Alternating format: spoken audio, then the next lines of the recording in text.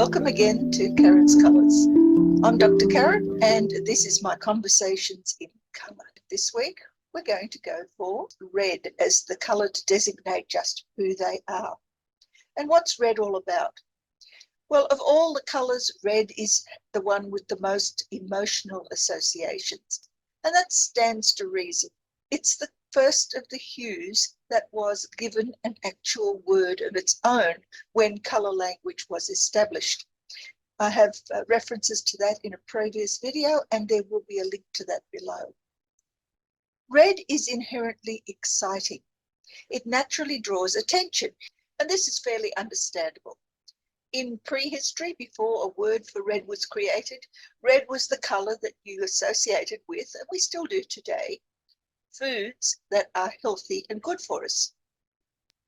But in humans, they have a tendency to designate people who are likely to be aggressive or energetic or impulsive or constantly in a state of activity. But before we get started into looking at colour red as chosen by people as their signifier, let's now have a look at some of the colour idioms. And as can be expected, there are many, many more idioms for the colour red than for any other colour. It's our first word for colour, and so therefore it has the greatest number of emotional associations and the greatest number of symbols.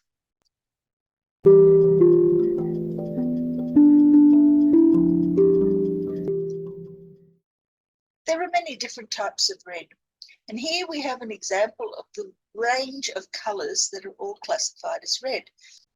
The most common way of using red is to describe something as red. So we have something is as red as an apple, or maybe a cherry, or maybe a rose, or a ruby, or even red as blood. But we have red that's associated with emotional states.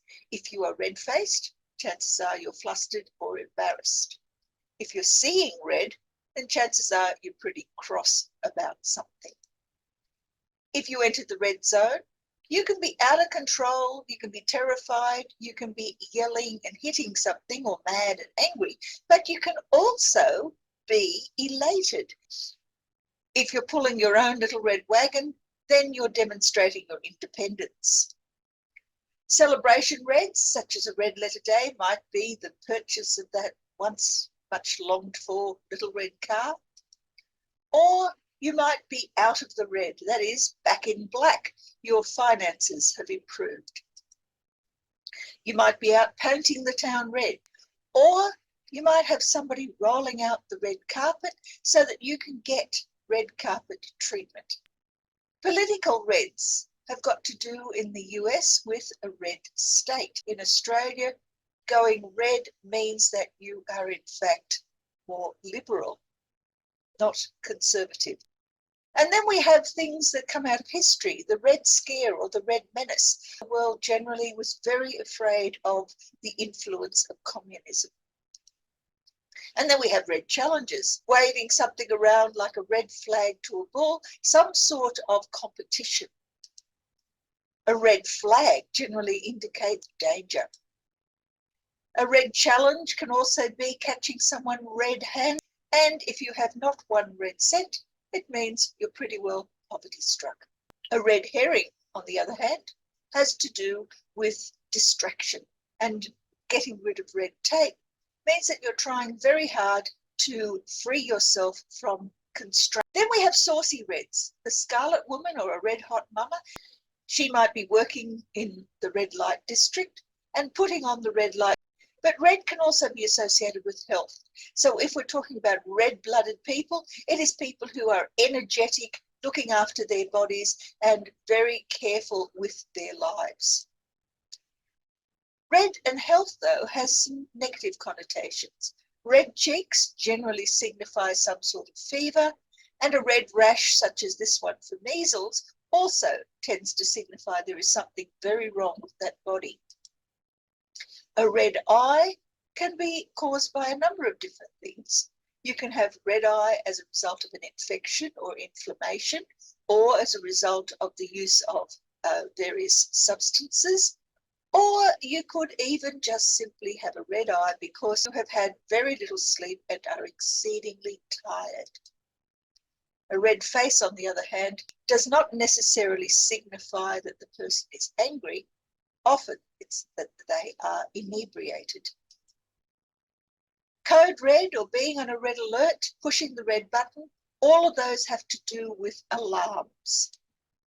Crossing the red line means that you have gone further than is wise.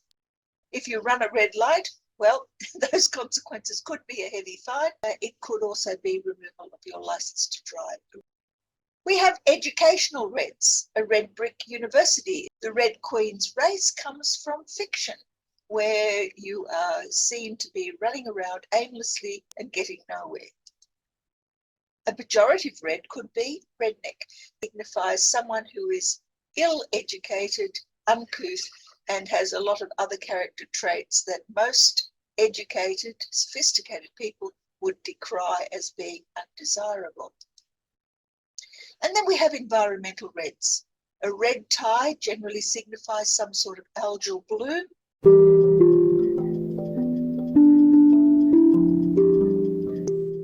So let's now examine what it means when someone decides that they are red as their primary designated strengths.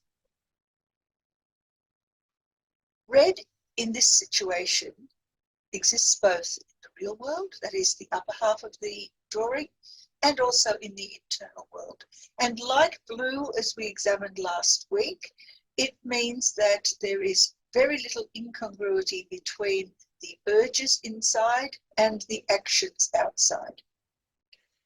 Red has a very peculiar ability in that it increases respiration rate, it will increase your blood pressure, it will increase your appetite, and also increases your metabolism.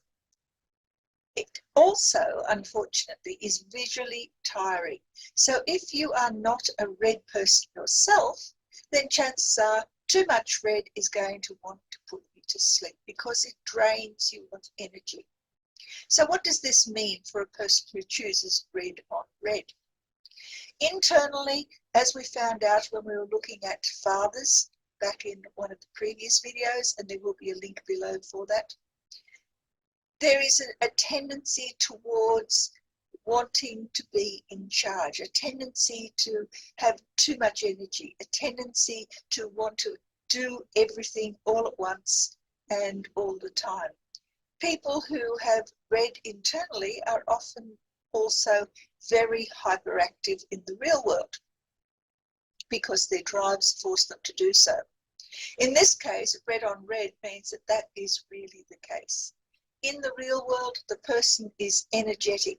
They're moving in all sorts of different directions, all within a matter of a few moments. Their energy is expended everywhere, but also once expended, it's gone, and they have to go back to their internal reserves to get more of it. So you'll find that a person who is red on red can often be explosively angry over very little. And then once that explosion has occurred, suddenly they are really warm, loving, kind, very generous people often as well. But that explosion can be very demanding. It can also be very frightening for those people around them. So a red on red person is likely to be one who is to be feared by most other people. They make it to becoming bosses very easily because they overpower others. And because of that, people generally allow them to lead. It's not worth your while to challenge someone who is red on red. But these people aren't just showing their strengths, they also have chosen their weaknesses. And in this instance, most people who choose red on red will also choose two complete colours rather than combination colours for their challenges, for the obstacles within their lives. And in this instance, the obstacles are green, which we met last week, and purple. Let's look firstly at green. When talking about green and blue together, we're talking about restrictions against trying out new things. The red and green person, on the other hand, does not do that. If the obstacle is green, then new pastures, changes, things that are novel in a person's experience, that red person will have real difficulties in being able to negotiate. Green and red are pretty well opposites, so they are complementary, and that colour circle means they can swing from one to the other. And in swinging from red to green and green back to red again means that the person has difficulty in being able to maintain an equilibrium. On the other hand, we have purple and red together.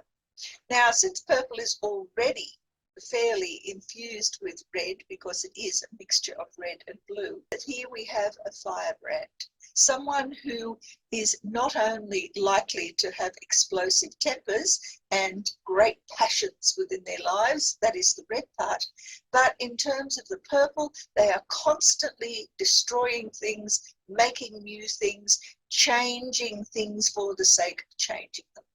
And this can be rather fun, but it can also be very destructive as well. It depends on how severe the obstacle is and how important the person feels they need to control those obstacles.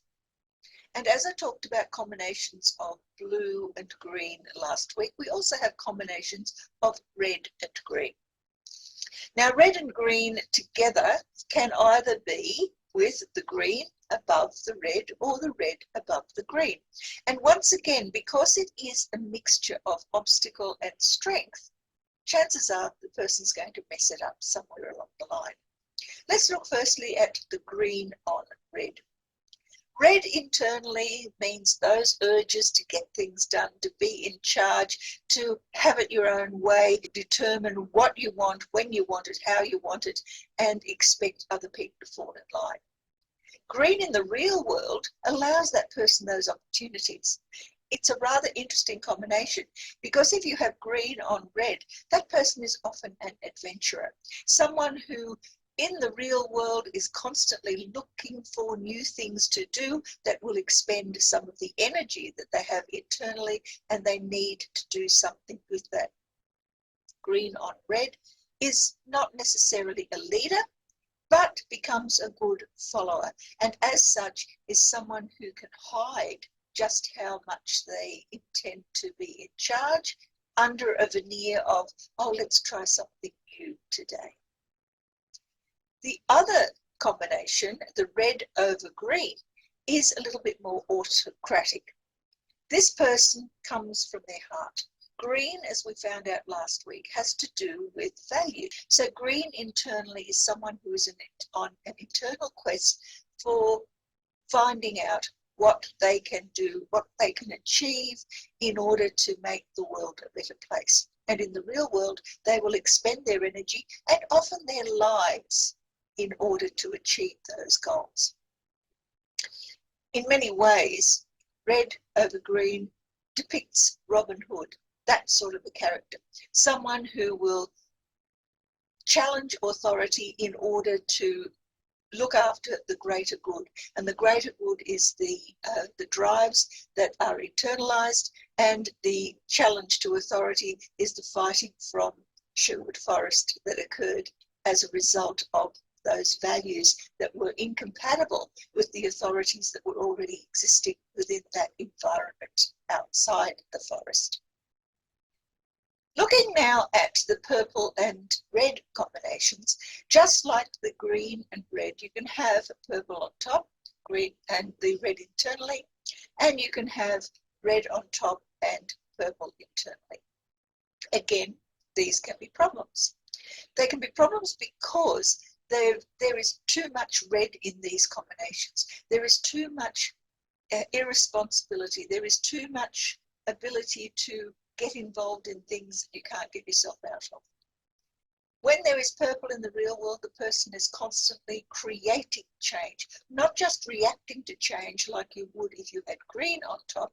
Green means the environment changes, so therefore you need to change. But for the person who has purple over red, Here we have a situation where red internally means that they want to have things their own way.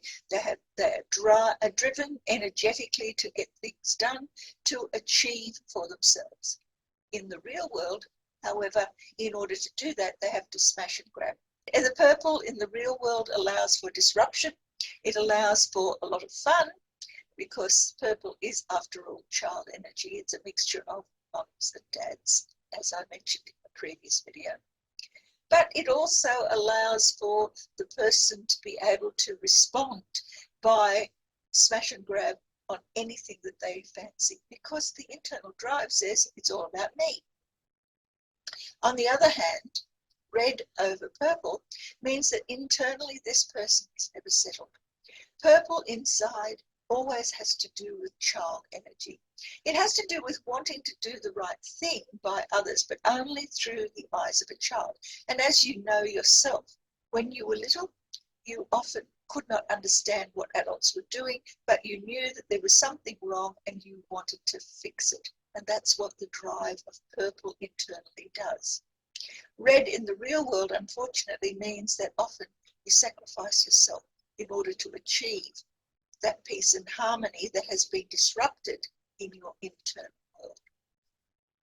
So together, the colours purple and red, when we mix them, unlike the green and red, which becomes a brown, which is a fairly stable colour, for purple and red, we end up with a colour that is more akin to magenta. Now, magenta is not one of the basic colour terms that we talk about in this channel.